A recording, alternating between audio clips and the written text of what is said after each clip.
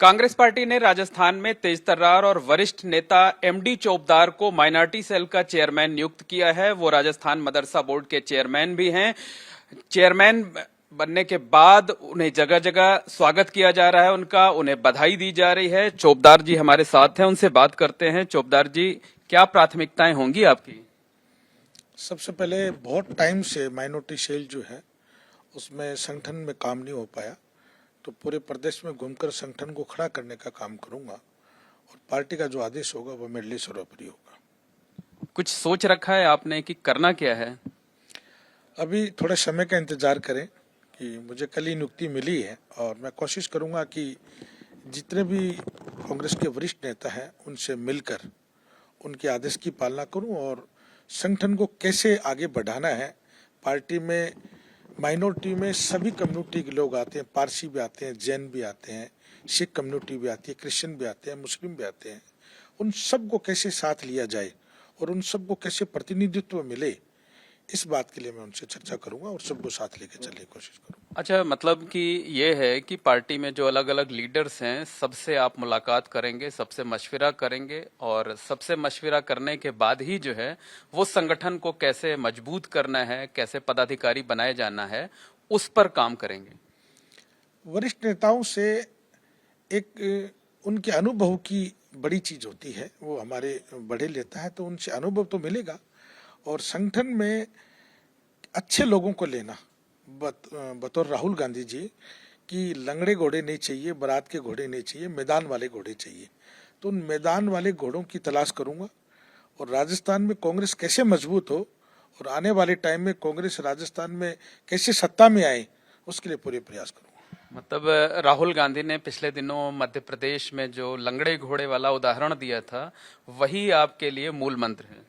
बिल्कुल, मेरे नेता राहुल गांधी हैं और राहुल गांधी हमारे आइडियल हैं और इस बात में कोई दो राय नहीं है कि राहुल जी ने जो कहा है कि लंगड़े घोड़े और बारात के घोड़े जो हैं वो अलग है। जो मैदान के घोड़े, उन मैदान के घोड़ों को ढूंढना है, उनको सर्च करना है और पूरे कांग्रेस के संगठन को खड़ा करना है।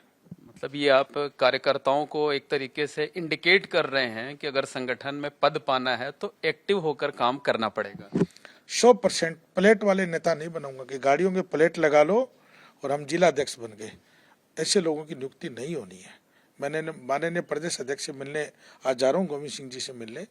उनसे इस बात का आदेश भी लूंगा कि राजस्थान में अगर संगठन खड़ा करना है तो मजबूत और जो पार्टी के लिए काम करे, जो पार्टी के लिए लॉयल हो और जो संगठन में काम कर सके, उन लोगों की नियुक्ति देनी है। अच्छा, राजस्थान की पॉलिटिक्स में पिछले कुछ दिनों में देखा जा रहा है कि जो माइनॉरिटीज वोट हैं उनमें बंटवारा हो रहा है। तमाम छोटी छोटी पार्टियां, समाजवादी पार्टी, बहुजन समाज पार्टी, आम आदमी पार्टी, एमआईएम, ये सारे लोग जो है वो कांग्रेस का जो माइनॉरिटीज वोट बैंक था उसमें सेंधमारी कर रहे हैं।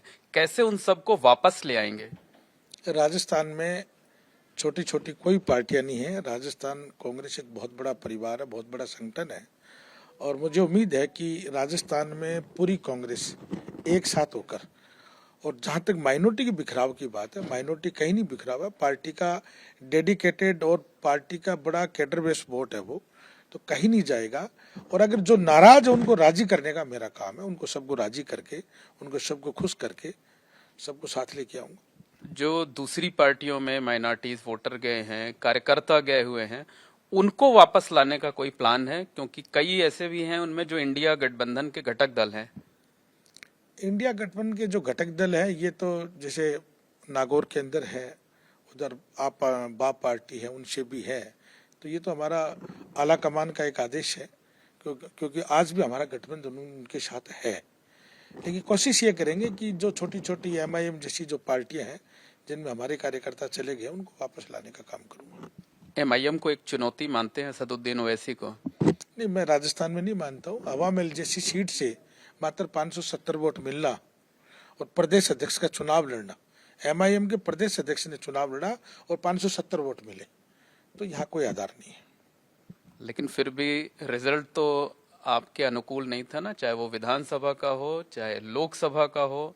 रिजल्ट बदले, आने वाले चुनावों में कांग्रेस को कामयाबी मिले, माइनॉरिटीज वोटर पूरी तरह फिर से कांग्रेस में लौटे, इसके लिए क्या करेंगे? इसीलिए तो मैदान के घोड़े की तलाश कर रहे हैं ना, कि मैदान के घोड़े कैसे मिले। लंगड़े घोड़ों पर, बारात के घोड़ों पे दाव नहीं खेलना है। आदरणीय राहुल गांधी जी ने जो कहा है, पूरे हिंदुस्तान की कांग्रेस वैसा काम कर रही है और आने वाले वक्त में केंद्र में भी बदलाव मिलेगा, राजस्थान में तो बदलाव होना, विपक्ष भी नहीं बनेगा यहाँ तो।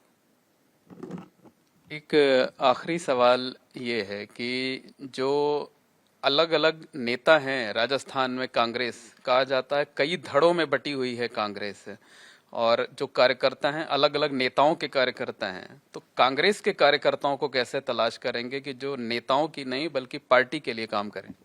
पूरी कांग्रेस एक है। आप देख रहे हो पिछले दिनों बंडाना में हमारे बड़े नेता रहे हैं राजेश पायलट साहब, उनकी पुण्यतिथि पर पूरी कांग्रेस एक जाजम पे बैठी है और पूरी कांग्रेस एक जाजम पे रहेगी।